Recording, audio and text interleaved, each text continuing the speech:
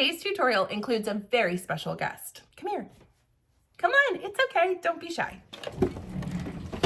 This is Trudy. Trudy is my sewing machine, and Trudy needs a jacket because she's getting really dusty in my sewing room. So today we are sewing up a very simple, beginner-friendly sewing machine cover for dear Trudy, and I hope you'll use this tutorial to make one for your special friend as well.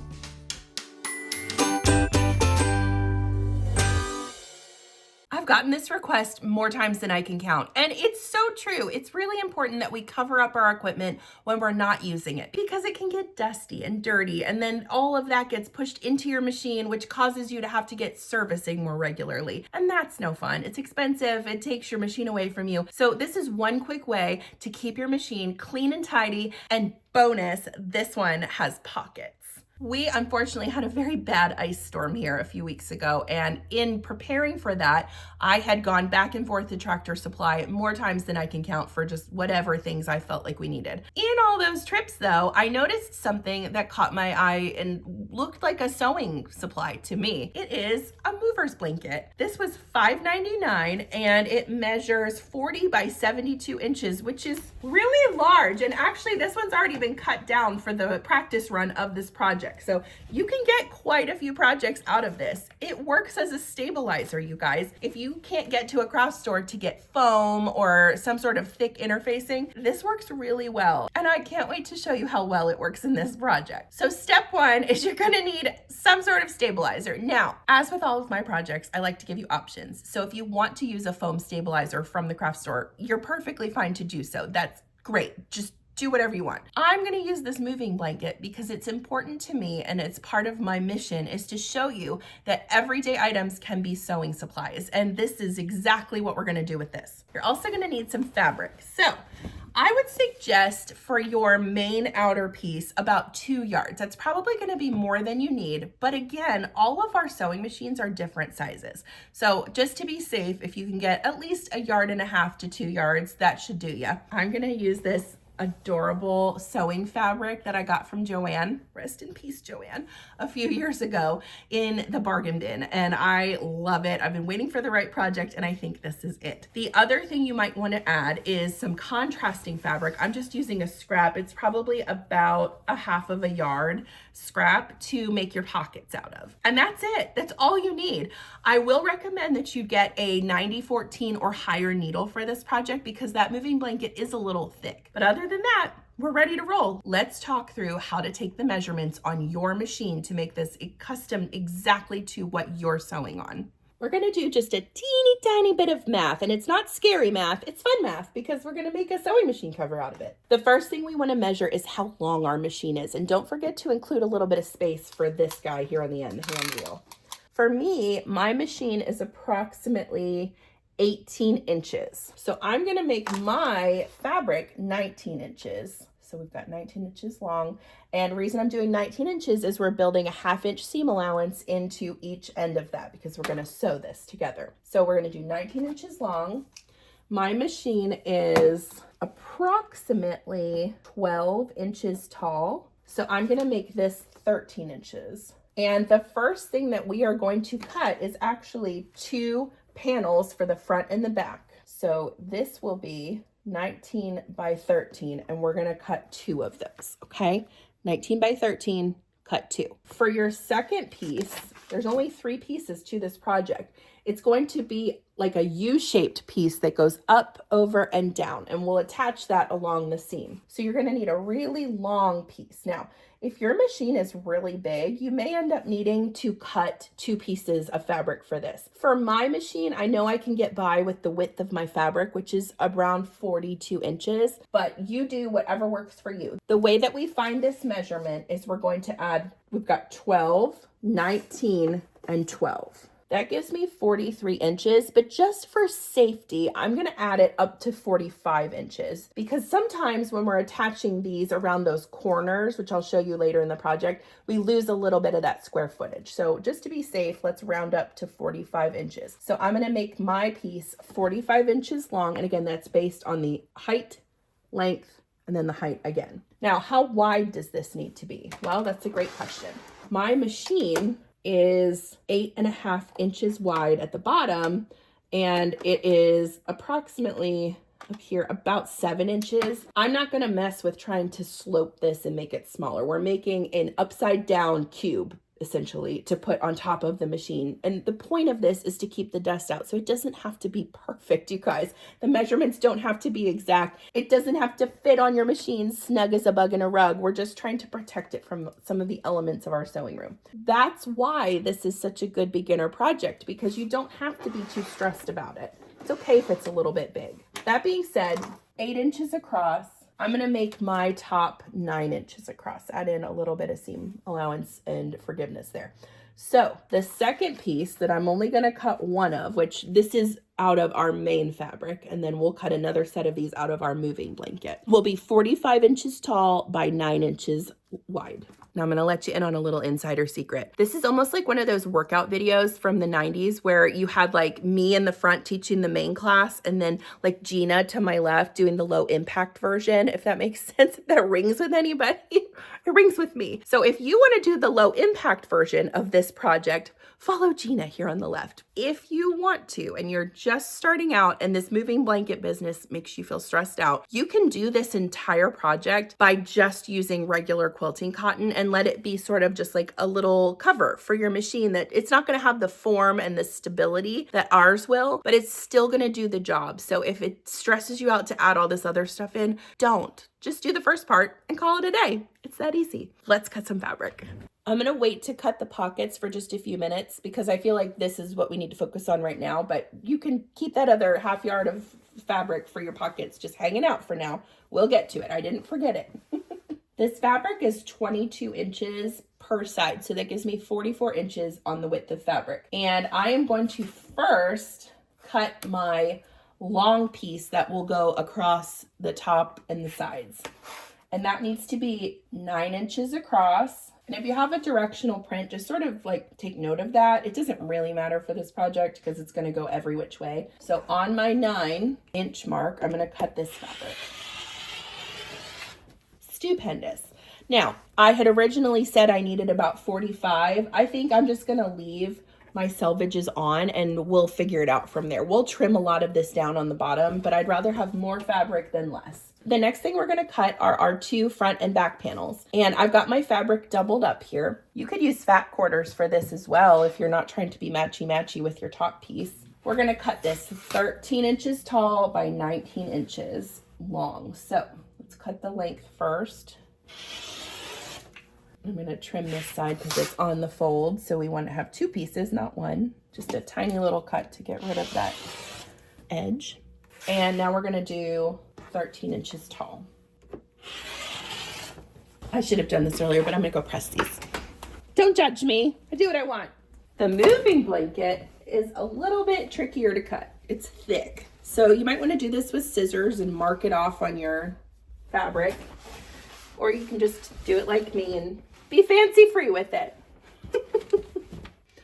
Here is my cheat method. I'm just going to lay this right on top. I am going to avoid these edges because that's extra fabric that I don't want to have to sew over. It's a little more thick, kind of a pain in the butt, so just ignore it. Just really control that rotary cutter. You probably want to put a nice new sharp blade on for this and trim around all of those pieces. Again, if this freaks you out, just use some scissors. I like to live dangerously. I love it already. You can feel how much thicker this is with that moving blanket under it. It's awesome. Now take your moving blanket again, and we're gonna cut the 2 front and back panel pieces. And again, I told you, this is the second time I've made this project already, and I still have so much moving blanket left. It also doesn't matter if you wanna turn it this way to fit better, that's fine. It doesn't have to follow the little quilting lines because you're not gonna see them. Now, for those of you who have like questions in your head about cutting up a moving blanket, I did Google this. Is it safe to cut up a moving blanket? And according to Google, it's fine. So, I mean, obviously they're professionals. You can see the inside is just like fiber junk. I don't think it's like fiberglass or anything that would be dangerous for you. Now, one thing about the moving blankets is I haven't tried it. Maybe we should try it just for fun. I have not tried like using an iron on this. You really don't need to iron this project as you're making it, but it does say to avoid like high heat and flames. So just don't light your sewing machine cover on fire and you should probably be fine. We're gonna cut our pocket pieces now, and then we're gonna sew this together. It doesn't take very long at all to make. For the pocket pieces, we are going to cut them the length of our regular piece. So that is 19 inches long. And then we're gonna cut it 8.5 inches tall. Let's get over here. I'm using kind of a scrap, so I'm gonna try and even out my edges here. And if you're new to sewing, it's okay to cut this one a little bit larger just to make sure that it fits okay on the front of your panel. So if you want to cut it 20 inches, that's fine. All of this is trimmable.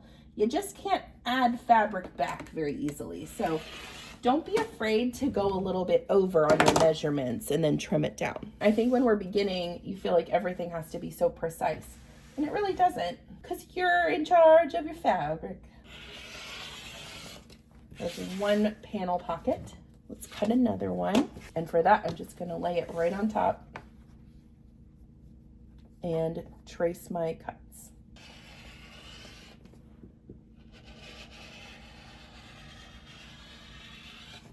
So good. Now remember, if you wanna follow Gina in the low impact version of this tutorial, again, also still me, you don't have to do pockets. If that makes you feel like a little bit overwhelmed, just skip this step completely. It's fine. I also decided while I was talking just now that I want to add some pockets onto the end pieces as well, because why not?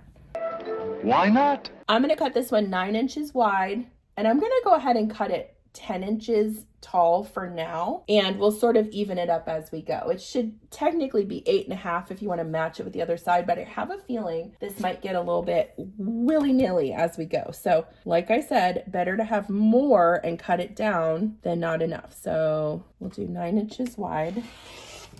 Oh, I think this is gonna look so cute. And we'll do this one 10 inches tall just for now until we get it laid out the way we want. Ooh, that was lovely. And the pattern's gonna go a different way. I don't care. I don't care. I think that makes it kind of fun, actually. Oh, now this one's causing me trouble. Let's take these pieces, the pocket pieces, and head to the ironing board to press our hem.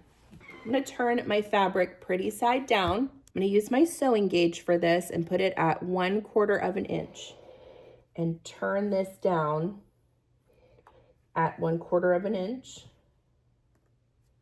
and press it. Okay, double check that you're at 1/4 of an inch and then turn it down one more time so that that raw edge is completely enclosed.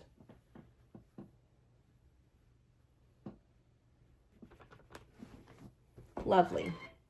Repeat this on all of your pieces. Step 1 in the sewing process is we are going to sew our hem on all 4 pocket pieces.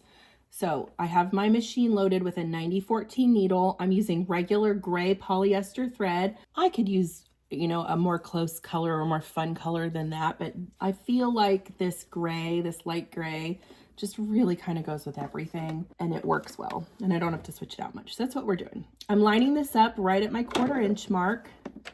I've got my stitch length set to a 3 and I'm going to start with a back stitch and just stitch all the way across.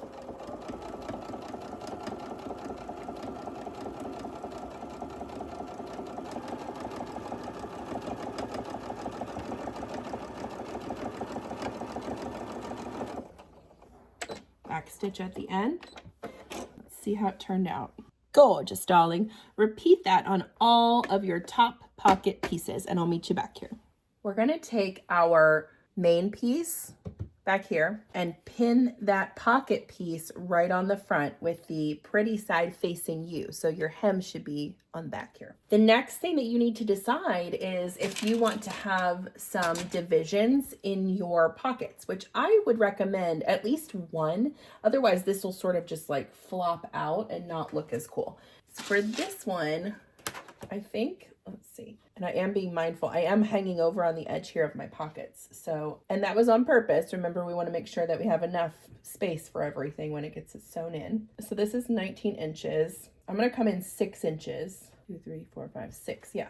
And then I'll have 3 pockets. So what I'm going to do is draw a line where I want that first divider to go. And then draw another one. Take this to the machine and we're going to sew up this line and that one. I always start at the bottom of my pocket and work my way up. And I'm just going to center it right over the line so that I can follow it.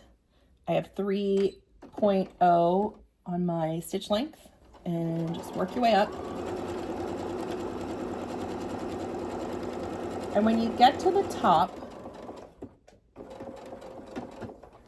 stop, back stitch a couple times, front stitch a couple times, back stitch a couple times. There's no shame in back stitching a bunch of times. I want this pocket to stay put, and the only thing holding it there are those back stitches. So it's okay to put a few extras in if that makes you feel better. Nobody is going to tell you you can't. And if they do, well, they're not very nice.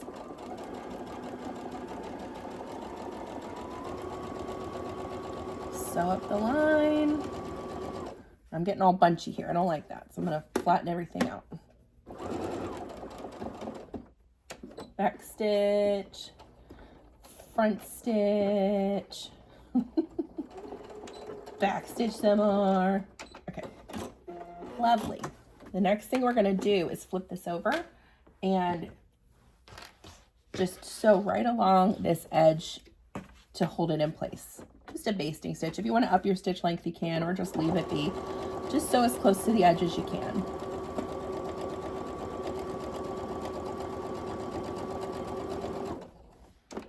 Cut it, flip it, do that to the other side.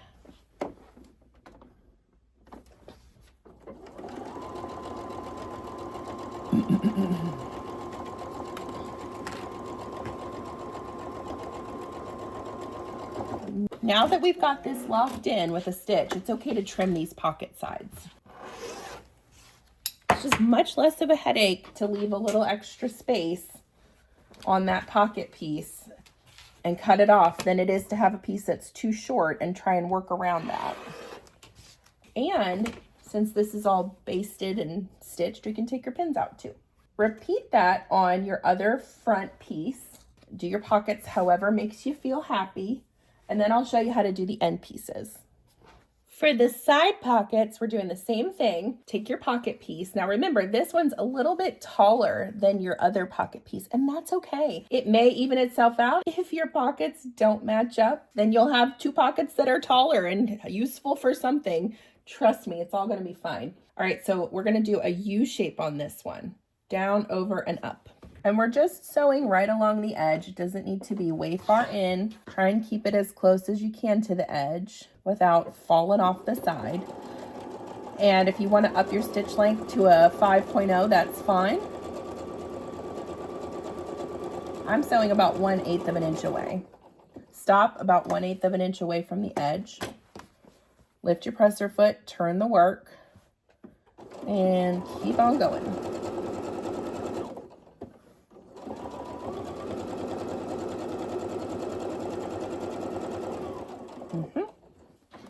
Turn it, stitch it. This fabric is so fun. I miss Joann. Yes, I do. Anyone else? Let me know in the comments. It's the best store. They did Joann dirty, man. Okay, and we're gonna do the same thing on here. And again, I left my selvage. That's fine. We're probably gonna trim some of this up, so I'm not worried about it. That's also why we made the pocket taller for the end pieces, because that gives us room to kind of wiggle. Wiggle, wiggle, wiggle. The pockets are attached. It's time to sew our main outer pieces together. And this process will be the same for this as well as the moving blankets. So again, if you want to follow the low impact version, you can do just these pieces and call it a day. We'll just do a little hemming at the bottom and that'll be it. You'll have some raw edges on the inside. I don't think that's that big of a deal if you're a beginner. You decide for you. The goal of sewing is to get rid of our raw edges. But also, if you've been sewing for 5 minutes, that may stress you out, and that's okay. That will come with time. One quick way you can finish edges is getting a pair of zigzag scissors or pinking shears. They look like this. And that is a good thing. You can run up your seam, and these hills and valleys will keep your fabric from fraying. So that's an option if you like. You don't have to do that if you are going to do both pieces because we're going to fully enclose it when we're done. So all of those raw edges will automatically be hidden. Let me show you how to attach this. Take your main piece and I want you to fold it in half along the top. Grab a clip and mark where the center is. Got our center figured out. On your long piece, do the same thing. Fold it in half. Mark the center, and it doesn't matter which side because we're going to attach both sides eventually. Okay, match your two pieces, pretty sides touching, and remove one of those clips and just clip them together. Work your way down one side. You'll see that you'll have it hanging off the edge here at the corner. That's okay, that's what we want. When we get to, as we're sewing, we're going to connect it right here. We're going to pivot the fabric and run it down to the bottom. Okay, let me show you how to do that. I'm only working on this one side and we'll worry about the other side in just a minute. I'm going to use a 1/2 inch seam allowance for this, and I'm going to start at this middle clip. That sounds kind of weird, I realize, but we're going to work from the middle out and then the other middle out. So line it up 1/2 inch, start with a back stitch. Stitch length should be 2.5, and make sure your two raw edges are matched up and sew all the way to that corner. Take a deep breath with me. This feels a little weird, this next part, but it's gonna be fine. It actually works out on the front side looking great. It just feels a little wonky on the inside. Sew all the way down till you're 1/2 inch away from where this little corner is. Okay, lift your presser foot, turn everything towards you. So you're going to be sewing down this way, and you're going to just lift right from here and flatten this out as best you can under your needle and match it up with this side edge here. And look at that, the pockets ended up matching great. Isn't that fun? You're going to have kind of like a little lip of fabric here, but it's okay because that's going to be on the inside. Don't worry about that. Just make sure what is in front of your needle is straight and start sewing again. It's going to give you a little rounded corner on the top corners of your sewing machine cover, and I think that looks really nice. So all the way to the end. It's okay if your other piece is longer. We cut it longer on purpose. We can trim up this whole bottom area. We just can't add.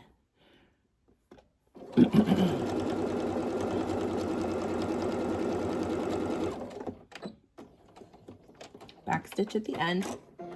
I know you're dying to see what that looks like on the inside, so let me show you. When you turn it right side out, look at that beautiful corner, okay?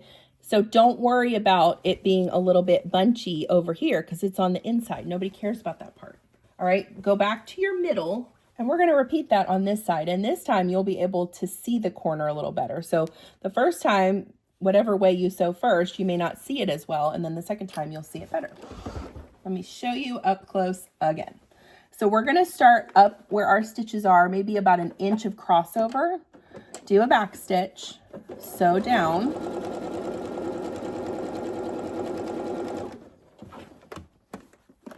Until you are 1/2 inch away from the edge of your shorter fabric.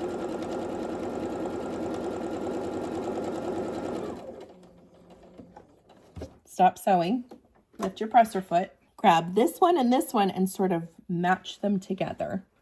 Get all this junk out from underneath so that you have a nice clear space to sew on. Flatten everything out under your needle. Try not to pull it too hard or it'll get kind of misaligned and give you trouble. Line up everything. And again, the most important thing is that whatever is in front of your needle, where your needle is going to be sewing, is flat and not bunched up. If that is good, then don't worry about anything else on the right side. As long as it's clear of your needle, you're good. Start sewing again.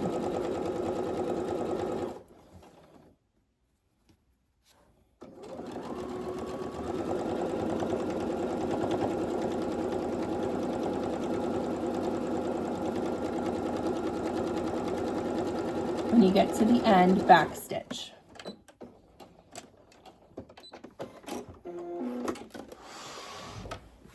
So you've got 1/2 sewn on now.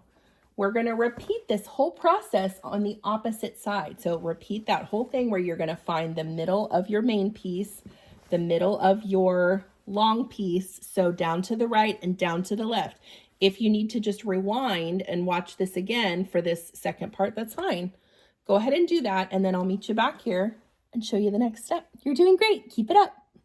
I just finished sewing my other seam here, and so we technically have a cover created at this point. The low impact version would say you're done. So if you want to trim these up with your zigzag scissors and hem the bottom just by folding it under a couple times, flip it right side out. It's a good time if you're not done and you're wanting to do the moving blanket part to just try it on the machine and make sure it's fitting. That 1/2 inch seam allowance gives you some grace if you need to take it out a little bit.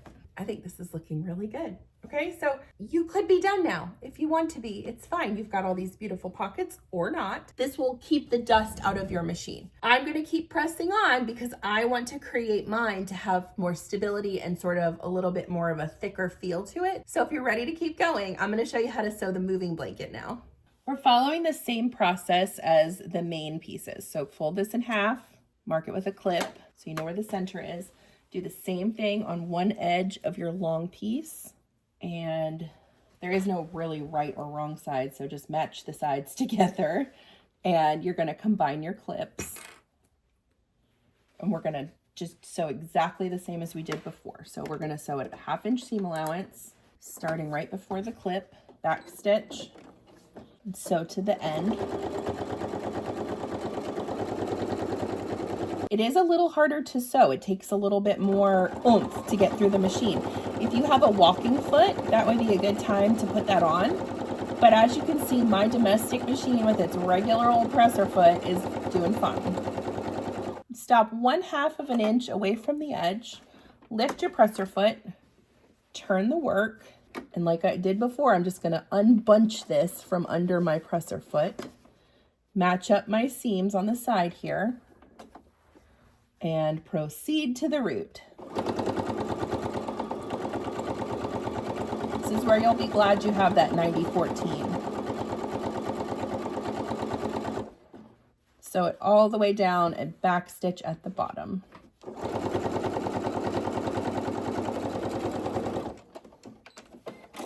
Lovely. Flip it over and repeat that on the opposite side. Lay it under. Cross over your stitches just a little bit. Make sure everything is lined up properly. Sew to the corner.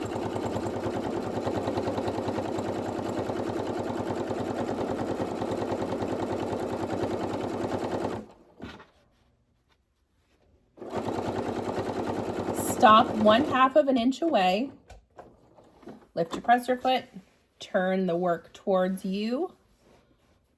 Even everything out under the presser foot. I actually think it's easier with the moving blanket to kind of get your pieces straightened out again, but that's just me maybe.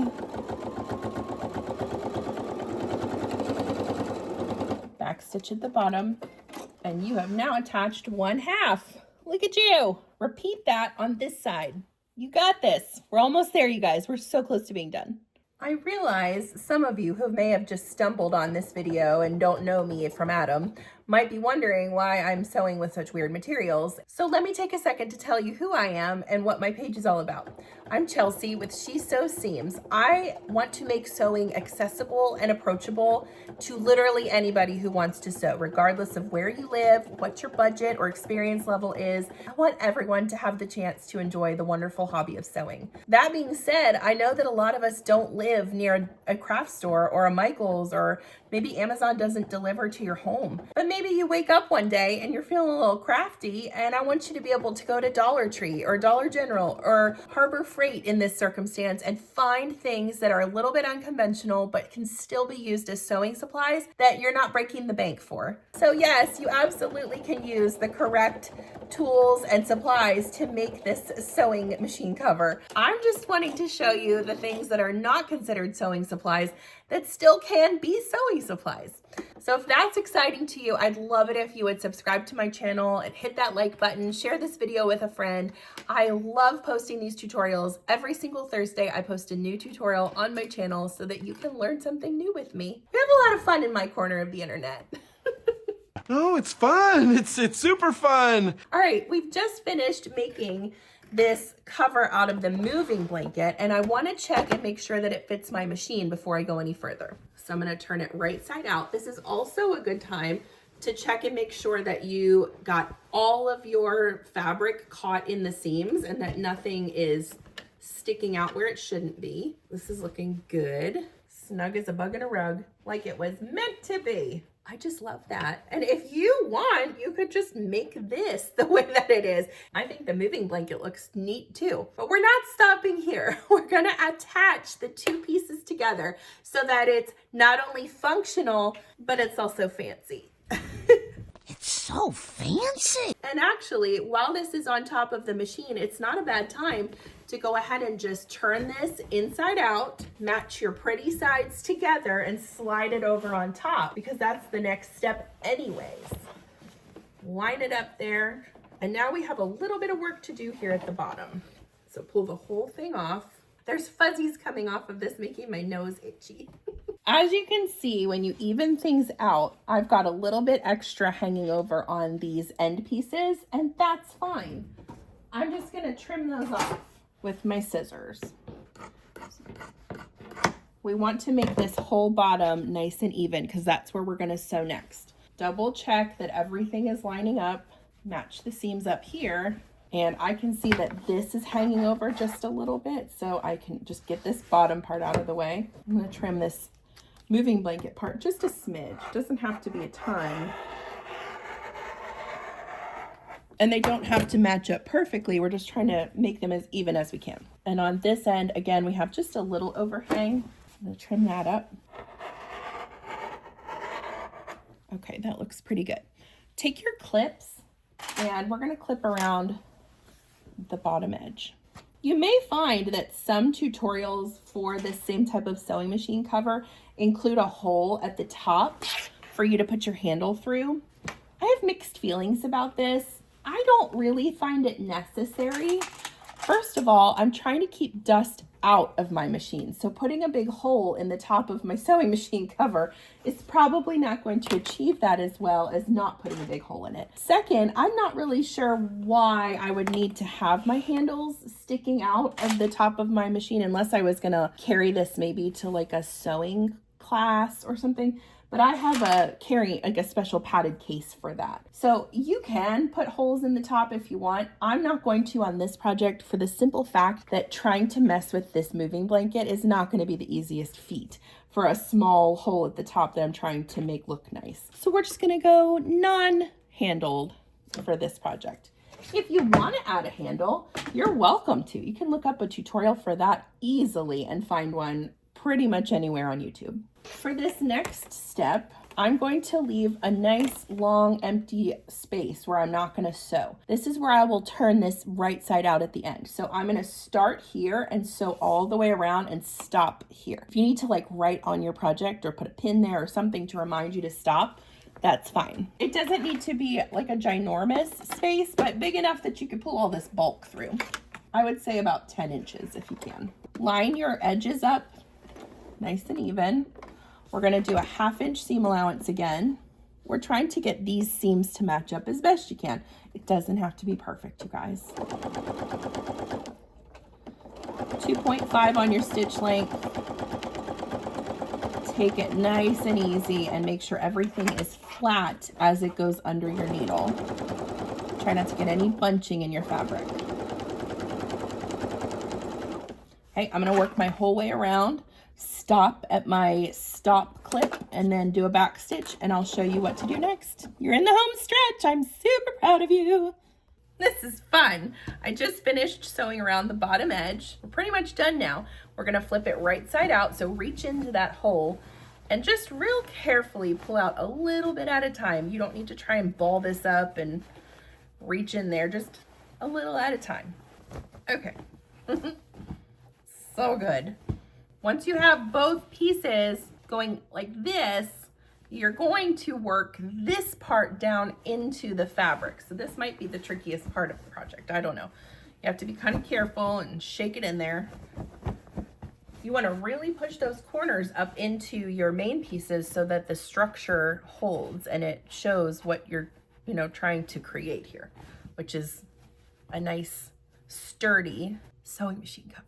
Last step, we're going to fold these down on the inside so that you're working that seam right out to the edge. And you can use clips for this if you want, kind of get it mocked up so that when you do your top stitch, you're not having to try and finagle with the fabric and make it do what it needs to do. You've got it mocked up already to do so.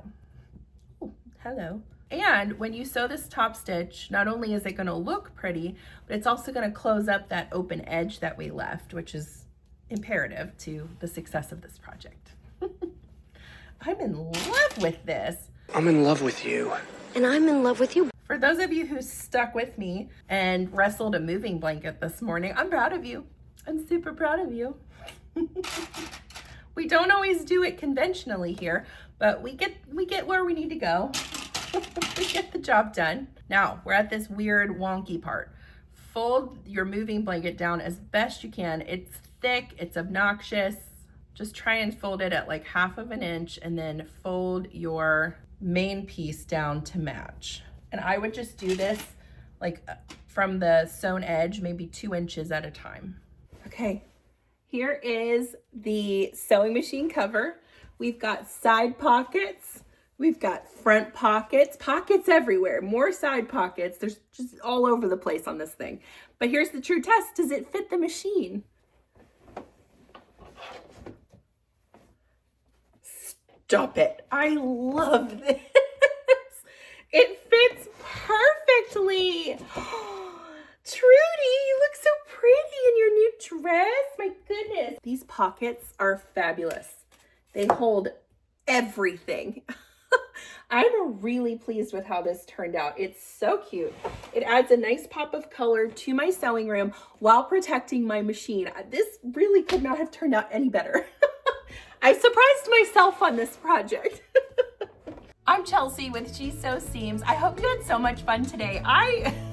I'm in awe of how beautiful this turned out. I don't mean to toot my own horn, but I really love it. So I think I'll make these for the rest of my machines. A sewing machine cover is a perfect project, especially if you just got a sewing machine, because you're starting off your sewing journey taking care of the thing that is going to lead the way on your sewing journey. It's so important that we take care of our machines. They're very special. I can't stop staring at it.